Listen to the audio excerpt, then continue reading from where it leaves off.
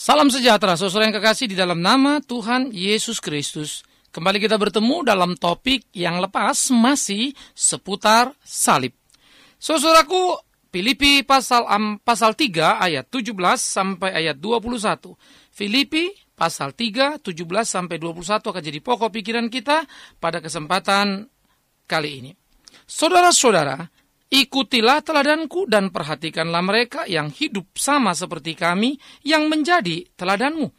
Karena seperti yang telah kerap kali kukatakan kepadamu dan yang kunyatakan pula sekarang sambil menangis, banyak orang hidup sebagai seteru salib Kristus. Kesudahan mereka ialah kebinasaan, Tuhan mereka ialah perut mereka, kemuliaan mereka ialah aib mereka. Pikiran mereka semata-mata tertuju kepada perkara duniawi. Karena kewargaan negaraan kita adalah di dalam surga, dan dari situ juga kita menantikan Tuhan Yesus Kristus sebagai juru selamat, yang akan mengubah tubuh kita yang hina ini, sehingga serupa dengan tubuhnya yang mulia, menurut kuasanya yang dapat menaklukkan segala sesuatu kepada dirinya. Saudaraku yang kekasih, menjadi menarik kalau di dalam pergumulan kehidupan kita melihat bagaimana peta kehidupan itu terkotak-kotak. Dan yang lebih menarik lagi, bagaimana dikatakan ternyata salib menempatkan posisi tiap orang dengan jelas, dengan tegas. Salib menempatkan tiap orang pada posisi yang tidak mungkin mangkir, yang tidak mungkin lari. Nah, disinilah salib menjadi suatu berita yang penting, berita yang kuat di dalam seluruh pergumulan kehidupan orang-orang percaya. Karena itu dikatakan, saudara, ikutilah teladanku, perhatikanlah mereka yang hidup sama seperti kami menjadi teladanmu. Nah, di dalam kehidupan kita sebagai murid-murid Kristus, di dalam kehidupan kita sebagai laskar Kristus, laskar salib itu, maka hidup kita seharusnya menjadi hidup yang berpadanan dengan tuntutan dan kehendak salib. Yang berpadanan dengan apa yang menjadi kehendak Tuhan di dalam kehidupan, tanpa bisa berdalih, beralasan, tidak bisa ini, tidak bisa itu, situasinya begini atau begitu. Nah, jadi saudaraku yang kekasih, mari kita pikirkan baik-baik dengan sungguh-sungguh bagaimana pertarungan-pertarungan di dalam kehidupan itu menjadi sebuah pertarungan yang sangat serius yang harus kita kerjakan. Karena itu, ikutilah teladanku, kata Paulus. Perhatikanlah mereka yang hidup sama seperti kami. Jadi saudara-saudara, mereka menjadi orang yang mengikut jalan salib. Mereka melakukan apa yang menjadi kehendak salib. Nah, saya pikir ini penting. Tetapi, seperti yang juga tadi saya katakan, salib telah memelah, telah memisah kepada dua kubu, taat dan tidak taat. Oleh karena itulah, Paulus juga mengulangi kalimatnya. Seringkali seperti kunyatakan kepadamu, bahkan sekarang dengan menangis. Ya, banyak orang hidup sebagai seteru salib Kristus, sangat menyedihkan. Lebih banyak orang hidup sebagai seteru salib Kristus daripada pengikut salib Kristus. Saudara, saya kira kebingungan-kebingungan di dalam kehidupan beragama menjadi sesuatu yang mengerikan. Pertikaian-pertikaian di dalam tubuh gereja Kristus, perpecahan yang sangat menyakitkan. Gambaran-gambaran yang muncul dalam Korintus akhirnya menunjukkan betapa sebetulnya seringkali umat terjebak di tengah-tengah satu situasi hidupnya yang dilayaninya adalah dirinya, organisasinya, atau Tuhannya. Nah, ini menjadi semacam kekacauan yang sangat sulit untuk dikendalikan, yang menenggelamkan umat kepada pertikaian-pertikaian yang tidak berkesudahan. Dan tiap orang kemudian bisa saja dengan sah memanipulir seluruh apa yang ada pada dirinya atas nama salib Kristus. Mari kita lihat seperti apa. Kalau kita membicarakan tadi, maka Paulus memberikan contoh. Kesudahan mereka dikatakan adalah kebinasaan karena apa? Tuhan mereka perut. Ya. Kemuliaan adalah aib mereka. Pikiran mereka semata-mata tertuju pada perkara-perkara duniawi. Nah, jadi bagian-bagian ini sudah menggambarkan, pertama dikatakan bahwa kebinasaan itu adalah kekacauan dalam hidup mereka karena yang menjadi Tuhan adalah perut mereka. Bagaimana ini? Nah, mari kita lihat menjadi seteru salib. Seteru salib adalah bagaimana orang tidak lagi menghargai atau mengikut jalan salib itu, tetapi mementingkan perutnya. Artinya, dia akan melakukan segala apapun untuk mengisi perut yang mempunyai kebutuhan yang tidak pernah selesai ini. Memuaskan seluruh nafsu dan keinginannya. Sehingga dia hanya berbicara tentang perut, sesuatu yang paling rendah. sesuatu yang bersifat fisik. Itulah yang dicarinya, itulah yang menjadi kebutuhannya, itulah yang dipikirkannya. Sehingga ini menyangkut materi, sandang, pangan, papan, itu melulu. Kalau dia kemudian langsung mengatakan tidak mau dengan salib, jelas. Tetapi yang jadi repot, kalau dia menjual salib untuk perutnya. Dan inilah yang terjadi banyak. Setiap orang berkhotbah, setiap orang berbicara tentang Yesus, tetapi memperkaya dirinya. Mengambil keuntungan dari umat. Ya. Bahkan memperdagangkan atau mentransaksikan gereja Tuhan. Pelayanan berubah menjadi pusat bisnis. Nah, ini menjadi sangat menakutkan, saudaraku. Sehingga mereka menjadi seteru salib itu. Sekalipun saat bersamaan mereka meneriakkan salib itu. Tapi mereka meneriakkan salib itu untuk keuntungan dirinya sendiri. Untuk pribadinya. Di Amerika banyak sekali gereja-gereja besar. Ya, di riset. Dan akhirnya memang sangat menyedihkan. Ketika kemudian muncul di majalah-majalah umum di Amerika. Seperti majalah ekonomik misalnya. Yang mengulas keberadaan satu gereja yang perputaran uangnya miliar US dollar. Yang menjadi pertanyaan itu untuk apa? Lalu ada satu penginjil yang sangat terkenal dengan khotbahnya, dengan kuasanya penuh urapan, tetapi kemudian masuk di dalam penjara karena persoalan memanipulasi pajak dari gereja yang dipimpinnya, yayasan yang dipimpinnya, yang katanya adalah untuk pelayanan, ternyata bisnis. Seharusnya itu kena pajak, dia tidak bayar. Besar sekali. Kemudian tertangkap. Maklum di Amerika urusan pajak sangat ketat. Maka masuklah dia. Lalu belum lagi yang lain-lainnya, saudaraku. Hidup yang begitu glamor, hidup yang begitu mewah, begitu ya. Wow, ini menjadi sebuah pertanyaan. Sah-sah saja tentunya seorang pendeta naik mobil. Tapi kalau mewah lalu super mewah, tentu menjadi pertanyaan. Oh, ini bukan barang curian, Pak, dikasih orang. Tentu saja iya, tapi dari segi etika, perlu kepekaan. Yesus adalah contoh yang sangat luar biasa. Pada waktu itu ada kereta kuda. Kalau dia mau tentu bisa. Banyak yang akan memberikan itu kepadanya. Tapi ia tak memanfaatkan untuk keuntungan dirinya. Apalagi kemudian orang-orang dengan alasan mempercepat waktu dan lain-lain. Bahkan sampai punya helikopter atau jet pribadi. Dalam kependetaan. Tragisnya menjadi milik pribadi. Sangat mengerikan. Sementara umat masih dalam kebingungan dan kegelisahan tentang kehidupan. Atas nama berkat, ini menempel pada diri. Padahal berkat harusnya jadi berkat bagi yang lainnya. Tapi kenyataan lain lagi. Nah, oleh karena itu, saudara, situasi-situasi seperti ini menjadi satu situasi yang sangat menyedihkan. Satu situasi yang sangat mengerikan. Mengakibatkan banyaknya orang dikatakan tadi menjadi seteru salib. Ya, sekalipun pada saat yang bersamaan salib itu dikatakan, diungkapkan, dikumandangkan. Nah, bagaimana dengan kita? Jangan-jangan kita juga sebetulnya sudah menjadi seteru salib. Yang kita pikirkan hanya diri kita, kemauan kita. Kalaupun kita berdoa supaya Tuhan penuhi selera kita. Kalaupun kita ke gereja supaya bisa ini dan bisa itu dan seterusnya, yang hanya berorientasi kepada diri kita. Bukan lagi tentang kita melayani salib itu. Maka ini akan menjadi sebuah gugatan yang perlu dipikirkan. Menjadi satu kenyataan yang harus dipertimbangkan. Bagaimana seharusnya manusia di dalam kehidupannya. Hidup sesuai dengan kehendak Tuhannya. Sehingga manusia tidak terjebak pada perangkap yang salah. Menjadi korban daripada sebuah permainan jahat dari dosa. Karena itu tentukan sikapmu, arahkan hatimu. Mau menjadi seteru salib atau tidak. Karena itu dibutuhkan sebuah kejujuran mengevaluasi diri. Untuk apa? Saya melakukan apa saja dalam ritual-ritual saya. Untuk apa saya berdoa? Untuk apa saya baca Alkitab? Untuk apa saya melayani? Untuk saya atau untuk Tuhan? Kalau untuk salib Kristus, puji Tuhan. Tetapi kalau untuk diri, bukankah itu menakutkan? Karena itu, segera hentikan. Mari kita belajar. Tak mudah, tetapi harus. Di sini terjadi pertarungan-pertarungan yang serius, saudaraku. Yang kedua juga dikatakan mereka-mereka yang kemuliaan mereka adalah aib mereka. Heran sekali.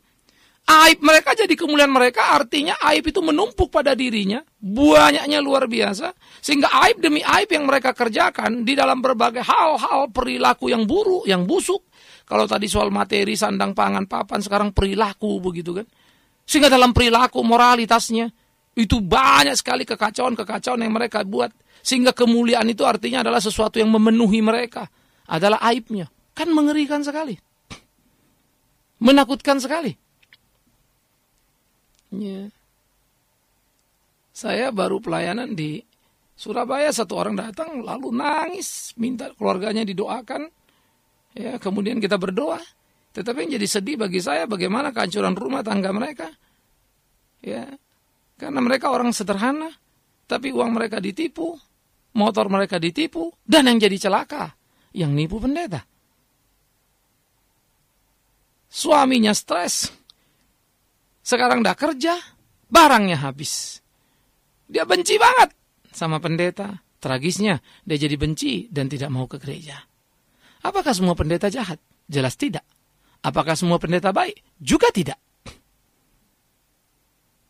Nah, kalau sudah begini, apa yang menjadi kemuliaan mereka? Aibnya. Sebagai seorang pendeta, saya harus meluruskan. Tidak semua pendeta jahat. Walaupun harus diakui, tidak semua pendeta baik. Maka kita berdoa untuk menguatkan, meneguhkan umat. Yang justru lucunya, sadisnya, ironisnya. Menjadi jauh dari gereja karena aib yang dilakukan oleh Pak Pendeta. Sedih, saudara. Ini kenyataan-kenyataan pahit. Di mana kemudian orang yang membicarakan salib itu ternyata adalah seteru salib. Karena itu memang perlu sebuah kehati-hatian dalam kehidupan ini. Dan tiap orang hamba Tuhan mestinya memang tahu menempatkan dirinya. Tak mudah. Tetapi kita harus belajar. Tak menyenangkan, tapi harus bisa menikmatinya. Itulah kehidupan kalau mau hidup sebagai laskar Kristus yang sungguh. Nah, saudaraku, di dalam bagian-bagian seperti ini, kita menjadi penting untuk mengerjakan di dalam kehidupan kita. Bagaimana kita melakukan apa yang harus kita lakukan di dalam kehidupan kita. Lalu dikatakan apa lagi? Juga ada mereka yang pikirannya hanya semata-mata tertuju pada perkara-perkara duniawi. Itu terus yang dipikirkan. Di samping sandang, pangan, papan tadi. Soal hidup, soal ini, soal itu. Semuanya sangat duniawi. Berpikir menang kalah. Melayani tentang diri dan bukan tentang pelayanan itu sendiri. Sehingga penempatan-penempatan diri yang salah. Tak lagi memikirkan apa yang menjadi gol. Tetapi terjebak pada putaran-putaran yang tak pernah kunjung selesai. Ini menyakitkan, ini menyedihkan. Nah, saya kira saudara yang kekasih, ini menjadi pergumulan-pergumulan di dalam sepanjang zaman. Tidak sederhana, tetapi ini menjadi pertarungan. Seringkali dalam kancah pertempuran, kita tinggal sendirian. Karena yang lain lebih menenangkan diri dan menyelamatkan diri. Karena rasa ini tidak sesuai dengan selera diri. Tidak menyenangkan, namanya juga bertempuran. Maka mereka mengamankan diri mereka. Lalu meninggalkan rekan di dalam medan pertempuran dengan alasan yang sangat tidak masuk akal. Sehingga sang rekan harus tinggal sendirian dan bertarung. Sepertinya akhirnya dia menjadi bodoh dalam pertarungan. Ia mati, sekalipun menghabisi banyak musuh. Dan sepertinya rekan-rekan yang lari itu tetap hidup. Sepertinya mereka yang betul dan benar. Tragis bukan? Tapi itulah kenyataan. Tidak ada pahlawan yang hidup. Pahlawan jadi mati dalam perjuangan. Yang hidup hanya orang yang dibelanya. Dan yang dibelanya tidak sedikit tentunya yang oportunis di sana. Ini kenyataan yang bisa kita lihat dalam kisah-kisah, sejarah-sejarah. Bagaimana orang yang nempel kiri, nempel kanan justru hidup. Para Brutus, para pengkhianat justru menjadi hidup. Nah, kisah-kisah di dalam sejarah, babatan sejarah Indonesia itu banyak sekali. Ya. Kalau kita nonton cerita tentang perang, maka kita akan menemukan hal-hal seperti itu. Selalu ada kisah Brutus si pengkhianat. Tapi mereka selamat. Yang berjuang tewas. Sepertinya sebuah kebodohan. Tapi bukankah itu juga yang dialami oleh Tuhan Yesus Kristus di atas kayu salib? Yang menyangkal dia, selamat. Justru dia menyatakan kebenaran, harus tersalib. Tragis, tapi kenyataan. Tak terbantah. Karena itu adalah fakta. Saudara-saudaraku, Camkan, pikirkan. Betapa salib sudah menciptakan berbagai pergumulan yang sangat serius. Betapa salib menggugat setiap kita untuk menempatkan diri secara tepat di dalam seluruh pertarungan kehidupan. Sehingga kita tidak terjebak pada perkara-perkara yang salah. Oleh karena itulah Paulus mengingatkan kepada setiap kita. Kewarganegaraan kita adalah di dalam sorga. Dan dari situ juga kita menantikan Tuhan Yesus Kristus sebagai juru selamat. Kewarganegaraan kita adalah kerajaan surga. Karena itu jangan takut. Ketika berjalan sebagai laskar Kristus, kita menghadapi benturan dan kesulitan. Ketika harus menegakkan kebenaran salib Kristus, kita harus menyangkali diri dan memikul salib itu. Kepahitan, kegetiran mungkin akan kita alami. Tetapi kebahagiaan tak akan pernah lekang dari kehidupan. Lakukanlah pelayanan dalam kejujuran, maka berkat Tuhan akan limpah di dalam kehidupan. Alangkah menariknya, alangkah menyenangkannya. Maka dikatakan apa? Yesus itulah yang akan mengubah tubuh kita yang hina ini, sehingga serupa dengan tubuhnya yang mulia, menurut kuasanya yang dapat menaklukkan segala sesuatu kepada dirinya. Artinya, kematian akan menanti kita. Dan hidup yang kekal akan menjadi satu kehidupan yang luar biasa. Tubuh kebangkitan, tubuh yang mulia. Apa yang akan kita takutkan? Tubuh hina ini akan terbuang. Karena itu pertarungan di dalam kehidupan. Jangan pernah membuat kita lari dari kenyataan akan kebenaran salib Kristus. Kita harus terikat kepada kebenaran salib. Berjalan dalam kebenaran salib dengan segala konsekuensi yang bisa menghantam dan menghajar kita. Itu salib. Jadi saudaraku yang kekasih, memikirkan pemikiran-pemikiran tentang seputar salib memang menjadi sesuatu yang luar biasa. Dan seperti yang saya katakan juga sebelumnya, ini menjadi sebuah pengantar bagi kita untuk memikirkan lebih dalam dan lebih dalam. Beban saya untuk membicarakan 7 perkataan di atas kayu salib menjadi satu beban yang khusus untuk tahun 2007. Sehingga 7 minggu berturut-turut saya akan bicara itu. Supaya umat mempunyai satu pengertian yang kuat, yang sehat, dan tahu betul apa itu sebetulnya yang disebut salib. Saya kira semua orang tahu salib, tahu lambangnya, tahu tandanya. Semua orang tahu salib karena itu dibicarakan setiap harinya. Semua orang tahu salib karena ada nyanyiannya. Semua orang tahu salib karena banyak khotbah tentangnya. Semua orang tahu salib karena drama-drama mendemonstrasikannya. Tetapi akhirnya seringkali kita hanya terjebak pada simbol semata. Tapi tak mampu menggali dan mendalami, menemukan fakta-fakta nyata dari keunggulan kehidupan karena salib itu. Nah oleh karena itu saudaraku yang kekasih, biarlah salib Kristus menjadi satu salib yang kuat di dalam kehidupan kita. Dan biarlah kita boleh melakukan apa yang menjadi kehendak Tuhan kita. Sehingga di dalamnya sungguh Tuhan dipermuliakan. Mari kita memikirkan bagian-bagian seperti ini. Supaya ini terus bertumbuh kembang di dalam pergumulan kehidupan kita. Sehingga dengan demikian kita bisa melakukan apa yang menjadi kehendak Tuhan kita. Nama Tuhan dipermuliakan. Pikirkan, camkan itu. Di tengah pergumulan seperti itu. 7 perkataan salib menjadi sangat penting. Bagi saudara-saudara siapkan waktu. Saya hari Minggu, 7 hari Minggu berturut-turut akan bicara itu. Pada pukul 7.30, pada pukul 10, pada pukul 4 sore. 3 kali kebaktian saya akan bicarakan. Di kebaktian pertama dan terus akan berlanjut pada kebaktian kedua dan seterusnya. Twin Plaza Hotel akan jadi tempat ibadah kita yang baru. Sebelum Rumah Sakit Harapan kita. Nah di Twin Plaza Hotel, di Office Tower, di sana kita akan beribadah bersama-sama. Di sana saudara akan mendapat penyegaran untuk mengerti kebenaran yang utuh. 7 kali berturut-turut. Ini khotbah yang langka. Tetapi saya pikir tahun demi tahun umat harus terus dipersiapkan pada kebenaran yang utuh.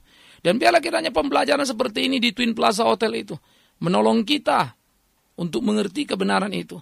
Sehingga apa yang bisa kita gumuli, menemukan kesejatian kebenaran. Sehingga perkataan-perkataan salib menjadi sesuatu yang melengkapi dalam seluruh kehidupan. Kita mesti belajar untuk siapkan waktu. Belajar untuk sedikit capek. Belajar untuk lakukan banyak hal. Karena saya mau belajar juga untuk memberikan yang terbaik dalam melayani Tuhan. Ya, saya mau belajar memberikan apa yang terbaik untuk boleh mengerjakannya. Tentu saya harus mempersiapkan dengan baik-baik. Silakan jemaat persiapkan diri baik-baik. Persiapkan waktu baik-baik. Datang baik-baik. Bawa keluarga semua. Supaya kita bisa bertumbuh bersama. Mengerti kebenaran makna salib Kristus itu. Sehingga kita tahu betul siapa Yesus kita sembah. Sehingga kita tidak menjadi seteru salib. Tetapi bersekutu dengan dia, di dalam dia, oleh dia. Dan untuk kemuliaan namanya. Jangan takut dalam kehidupan sementara. Berpegang pada dia. Maka kekekalan menanti kita menjadi kebahagiaan yang luar biasa. Jangan pernah takut untuk menyatakan kebenaran. Kebenaran harus diungkapkan, tak boleh disembunyikan. Salib harus dimuliakan, dan hidup kita mulia karenanya. Saudara-saudaraku, marilah tak menjadikan perut kita sebagai Tuhan kita, tak menjadikan aib kemuliaan kita, tak menjadikan pikiran duniawi menguasai seluruh pemikiran kita. Tetapi sebaliknya, tak perlu berdalih. Kalau kau jadi berkat, dapat berkat oleh salib, berkati yang lain. Jangan tinggal semuanya pada dirimu. Kalau engkau diberkati untuk menyampaikan kepada orang lain, katakan kebenaran. Jangan takut dalam hidupmu. Sehingga dengan demikian, saudaraku, engkau terus bertumbuh di dalam kehidupan untuk boleh melakukan apa yang menjadi kehendak Tuhan. Di dalamnya Tuhan dipermuliakan. Ini menjadi pergumulan serius. Satu pergumulan penting yang harus kita kerjakan di dalam kehidupan kita. Karena itu lakukanlah, pertetapkanlah hatimu. Hiduplah seperti kehendak Tuhanmu. Belajarlah dengan utuh salib itu. Jangan jadi seteru salib, tapi jadilah pengikut salib yang setia. Pikul salibmu dengan mengerti salib itu. Kiranya kita boleh bertemu di Twin Plaza pada tanggal 25 Februari hari Minggu ini. Pukul 7.30, pukul 10, dan pukul 4 sore. Doakan persiapan-persiapan saya. Doakan supaya Tuhan juga pakai saya mengungkap salib dengan utuh. Sehingga 7 perkataan salib selama 7 minggu berturut-turut menjadi berkat bagi kita semua. Bukan saja saudara, saya pun sangat rindu tentunya diberkati. Sampai bertemu di Twin Plaza untuk merenungkan secara lengkap semuanya. Di Es Parman sebelum Rumah Sakit Harapan Kita. Twin Plaza, Jalan Es Parman, sebelum Rumah Sakit Harapan Kita. Tuhan menolong, Tuhan memberkati, Tuhan mempertemukan kita. Berdoa buat saya. Amin. Baik saudara yang kekasih, sebelum kita berdoa, kita akan mendengarkan dulu beberapa informasi. Mari kita berdoa. Kami bersyukur, kami berterima kasih ya Tuhan, jikalau Engkau menuntun, membimbing kami di dalam kehidupan. Kami mengucap syukur, kami berterima kasih ya Tuhan, jikalau dalam hidup kami boleh mengerti kebenaran. Kami mengucap syukur, kami berterima kasih ya Tuhan, jikalau iman kami mewarisi salib-Mu. Karena itu nyatakan kasih dan kuasa-Mu, tuntun dan bimbing kami di hidup-Mu, lakukan apa yang menjadi kehendak-Mu. Sehingga semuanya sungguh-sungguh menjadi kepujian, kemuliaan bagi nama-Mu. Terima kasih Bapa di dalam surga, terima kasih Tuhan Yesus Kristus, terima kasih Roh Kudus. Kami serahkan segenap hidup kami ke dalam tangan-Mu, tuntun pimpin kami di dalam kasih-Mu. Dan biarlah Engkau juga yang menolong memimpin kami dalam mempersiapkan diri kami, menyongsong perenungan 7 perkataan sayu salib secara 7 minggu berturut-turut. Berikan kepada hamba-Mu ini hikmat dan kekuatan untuk mengumandangkan dalam kebenaran. Berikan juga kepada anak-anak-Mu waktu dan kekuatan serta hikmat untuk boleh datang dan menikmati, mengerti. Berkati Twin Plaza Hotel, Tower Office, tempat kami akan beribadah. Yang pertama kali dan untuk selanjutnya, Tuhan juga tolong pimpin. Supaya sungguh-sungguh pelayanan ini boleh menjadi persembahan yang mulia, hanya untuk puji hormat bagi nama Tuhan saja. Di dalam nama Yesus Kristus Tuhan yang hidup, kami berdoa bersyukur, mohon pimpinan Tuhan senantiasa. Terpujilah Tuhan. Amin.